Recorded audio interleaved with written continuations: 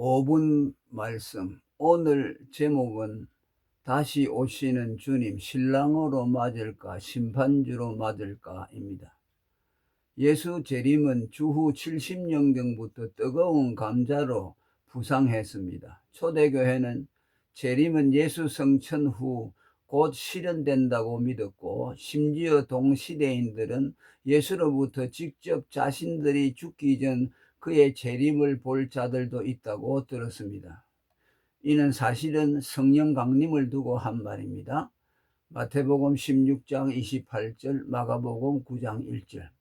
그런데 40년이 지났음에도 재림이 실현되지 않자 여기저기서 재림 부정론, 시한부 종말론 등이 고개를 들기 시작했습니다. 그러자 사도들은 그런 성도들을 다독이려고 교회들의 편지를 써서 예수 재림이 들이다고 낙심치도 말고, 특이한 징후들이 있다 해도 섣불리 재림의 징조로 단정하여 동심치도 말라고 주문했습니다. 데살로니가 후서 2장 2절. 그러나 그런 주문이 다 먹혀든 것만은 아니었고, 때론 공격자들로부터 조롱과 반대를 받았습니다. 베드로후서 3장 3절에서 4절. 재림신앙을 변호하기 위해 흔히 제시됐던 죽게는 하루가 천년 같고 천년이 하루 같다는 말씀은 공격자들로부터 재림 시기를 초월적인 시간으로 만들므로 예수 재림을 더욱 비현실적인 것으로 만들었다는 비판을 불러일으켰습니다.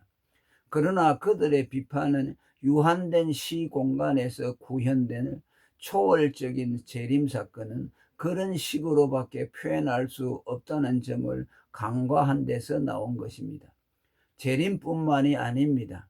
유한된 시공간 속에서 이루어진 그리스도의 동정녀 탄생과 부활, 영원한 피의 속죄 등 초월적인 사건들은 상징적인 시간 개념으로밖에 설명될 수 없었습니다. 구약 성도들 역시 오랜 시간 동안 인내심 있게 메시아 강림을 고대한 것은 하루를 천년같이 천년을 하루같이라는 초월적 시간 개념을 견지한 덕분이었습니다. 초대교회로부터 지금까지 재림 지체에 대한 공격자들의 비판, 재림 회의론 등이 생겨났지만 그것들이 이제껏 성도들의 재림 신앙을 약화시킬 수 없었습니다. 그러나 무엇보다 예수의 재림 지체가 그리스도인들의 재림 신앙을 약화시킬 수 없는 것은 이미 그들 안에 영으로 와 계신 예수 그리스도의 영, 곧 성령의 임재의 자각이 육체를 입고 오실 예수 재림을 부정할 수 없도록 만들었기 때문입니다. 현실 도피로 오해받는 재림신앙. 재림신앙은 건전한 성경적 신앙임에도 왜곡되게 비판받아온 역사적 사실들이 있습니다. 그 중 하나가 재림신앙은 인생 패배자들의 현실 도피적 방편이라는 비난이었습니다. 물론 그들의 비난이 전혀 일리 없는 것은 아니었습니다. 실제로 초대교회를 위시해서 고난과 박해의 시대마다 재림신앙은 성도들로 하여금 고난스러운 현실을 타개지향적인 태도로 극복하도록 해 주었기 때문입니다. 그러나 이는 공격자들의 주장처럼 염세주의자들의 그것과는 분명히 다른 적극적이고 공격적인 것이었습니다. 한때 한국 그리스도인들에게 널리 애창됐던 순교자 손양원 목사님의 낮에나 밤이나 눈물 머금고 내 주님 오시기를 고대합니다라는 주님 고대가는 그에게 박해를 이기는 힘이었습니다. 동시대에 박해받던 수많은 한국 그리스도인들 역시 손 목사님의 주님 고대가를 함께 부르며 고난스러운 현실을 이겨냈습니다.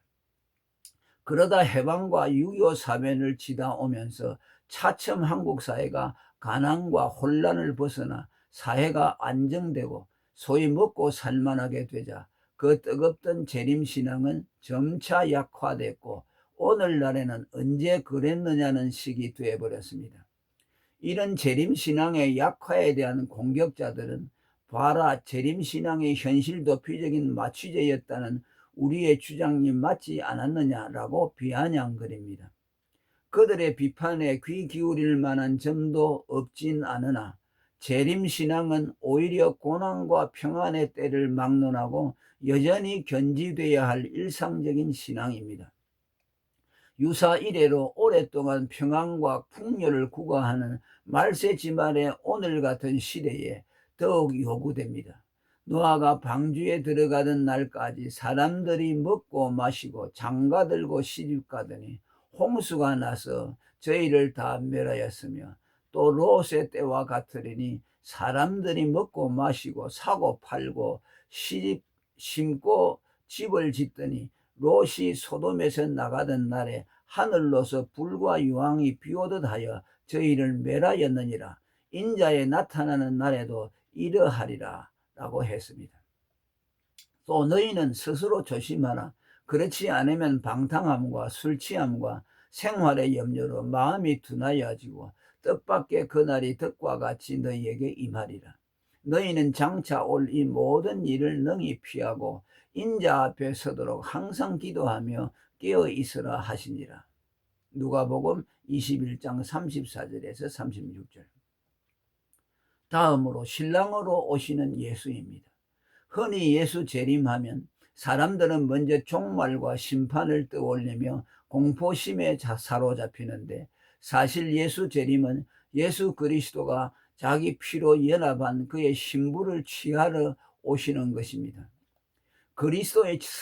그리스도와 성도의 연합 원리는 하와가 아담의 신체 일부로 창조돼 아담의 뼈 중에 뼈, 살 중에 살이 된 것처럼, 예수 그리스도의 피가 뿌려진 성도는 그리스도와 성령으로 연합되었으며, 재림은 한 몸 된 그의 신부를 취하러 오는 것입니다.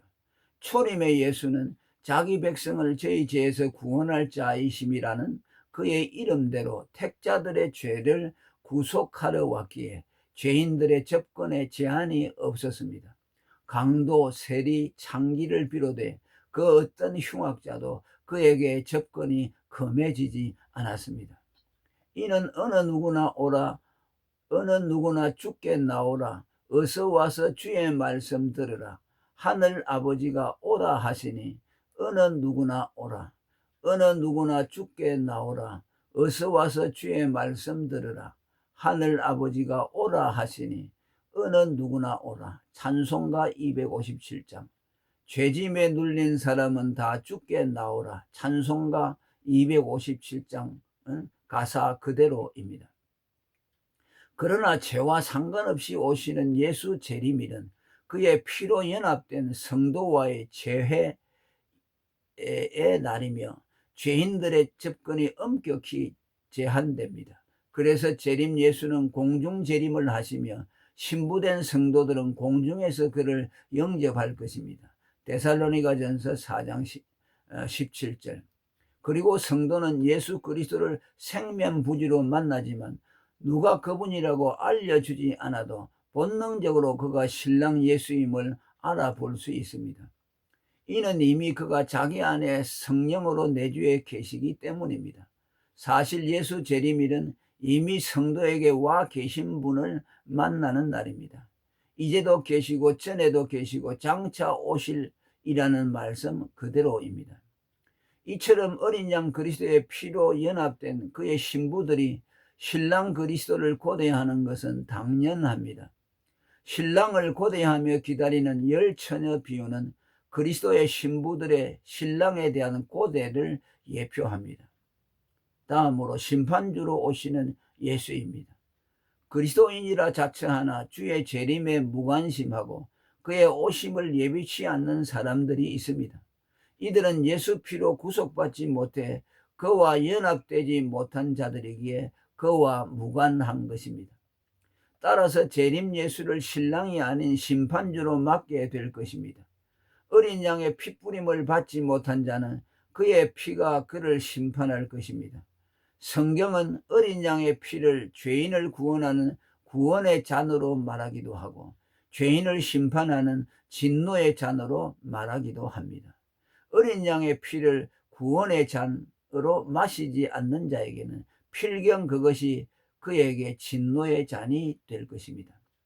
이것은 구약의 율법책에 송아지의 피가 뿌려진 두 가지 의미, 곧 율법을 어기면 반드시 죽는다는 것과 그리스도가 율법을 어긴 자를 대신해 피를 흘릴 것이라는 예표의 성취이기도 합니다.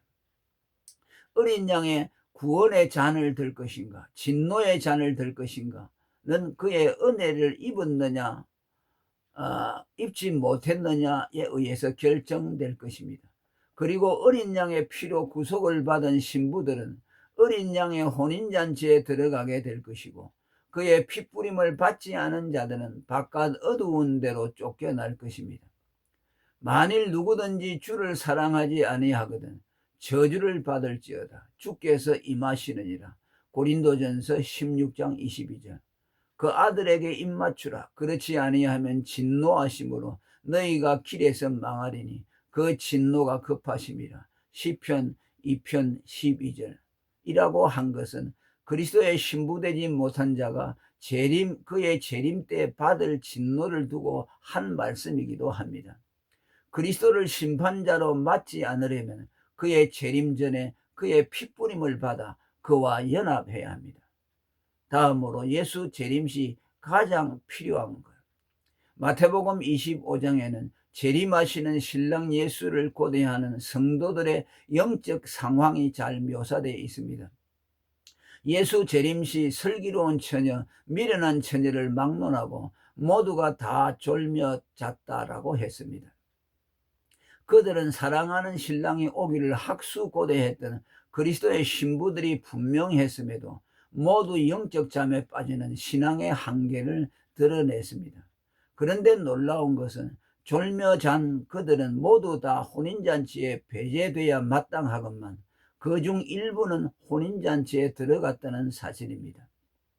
깨어있음을 구원의 정표로까지 여기며 영적 졸음을 비상 독약처럼 여기는 경건주의자들, 인간의 신앙 노력을 구원의 조건으로 간주하는 신인 협동주의자들을 당황스럽게 하는 내용입니다.